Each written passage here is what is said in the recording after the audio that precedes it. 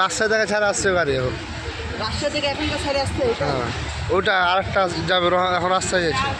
ওই গাড়িটা আপনি রাস্তায় জায়গায় এখন আন্নর দিয়ে রংপুর যাবে, দিয়ে তখন আপনার ঢুকবে।